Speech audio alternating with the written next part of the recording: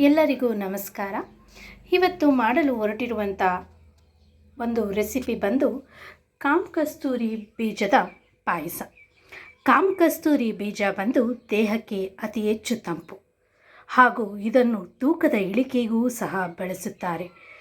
ಅತಿ ಹೆಚ್ಚು ಕ್ಯಾಲ್ಶಿಯಂ ಗುಣಗಳನ್ನು ಹೊಂದಿದೆ.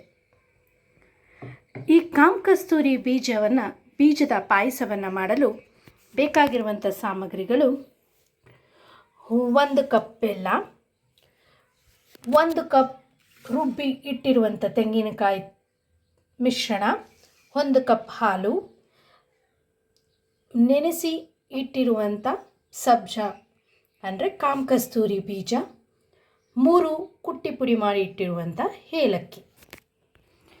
ನಂತರ ಬಾಂಡಲಿಗೆ ಸ್ವಲ್ಪ ನೀರನ್ನು, ಬೆಲ್ಲ ಕರಗಿಸಲು ಬೇಕಾದಷ್ಟು ನೀರನ್ನು ಹಾಕಿ ಬೆಲ್ಲವನ್ನು ಕರಗಲು ಇಡಿ.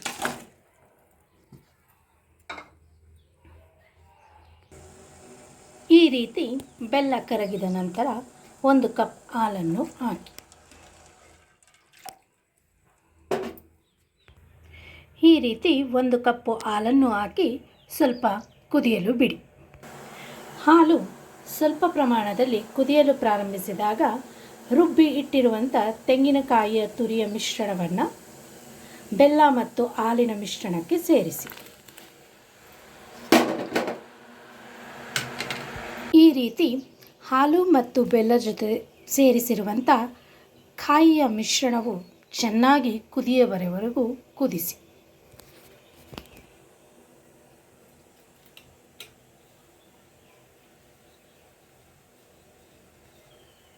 ಆನಂತರ ಸ್ವಲ್ಪ ಏಲಕ್ಕಿ ಪುಡಿಯನ್ನು ಸೇರಿಸಿ.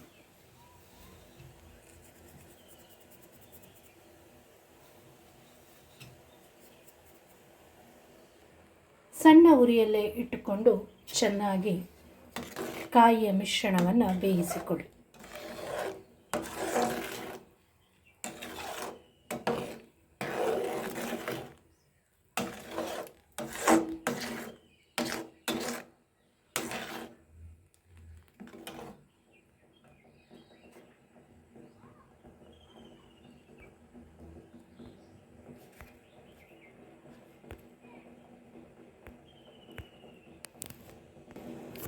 ಆನಂತರ ಈ ರೀತಿ ಬರುತ್ತಿರುವಂಥ ಸಂದರ್ಭದಲ್ಲಿ ನೆನೆಸಿಟ್ಟಿರುವಂಥ ಸಬ್ಜಾ ಬೀಜಗಳನ್ನು ಪಾಯಸಕ್ಕೆ ಸೇರಿಸಿ.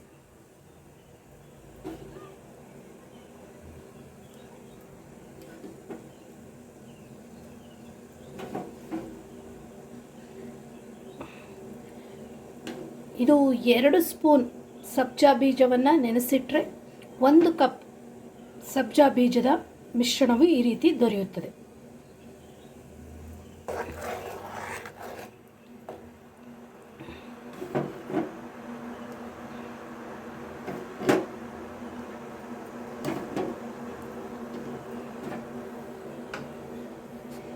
ಸಂಪೂರ್ಣವಾಗಿ 1 ಕಪ್ ಸಬ್ಜಾ ಬೀಜವನ್ನು ಈ ಪಾಯಸದ ಜೊತೆ ಸೇರಿಸಿ 5 ನಿಮಿಷ ಕುದಿಸಿ.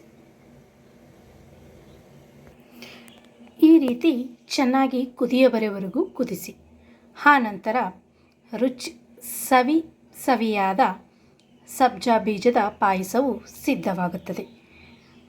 ಬೇಕಾದಲ್ಲಿ ಕೊನೆಯಲ್ಲಿ ಗೋಡಂಬಿ, ದ್ರಾಕ್ಷಿ, ಬಾದಾಮಿ, ಪಿಸ್ತಾ ಯಾವುದೇ ರೀತಿಯ ಡ್ರೈ ಫ್ರೂಟ್ಸ್ಗಳನ್ನು ಹುರಿದು ಈ ಪಾಯಸಕ್ಕೆ ಸೇರಿಸಿಕೊಳ್ಬೋದು.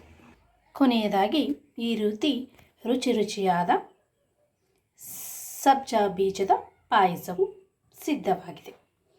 ಈ ವಿಡಿಯೋ ನಿಮಗೆ ಇಷ್ಟವಾದಲ್ಲಿ ಲೈಕ್ ಮಾಡಿ, ಶೇರ್ ಮಾಡಿ. ನಮ್ಮ ವಿಡಿಯೋವನ್ನು ನೀವು ಮೊಟ್ಟಮೊದಲ ಬಾರಿ ನೋಡ್ತಿದ್ರೆ ಮೊದಲು ಸಬ್ಸ್ಕ್ರೈಬ್ ಮಾಡಿಕೊಳ್ಳಿ.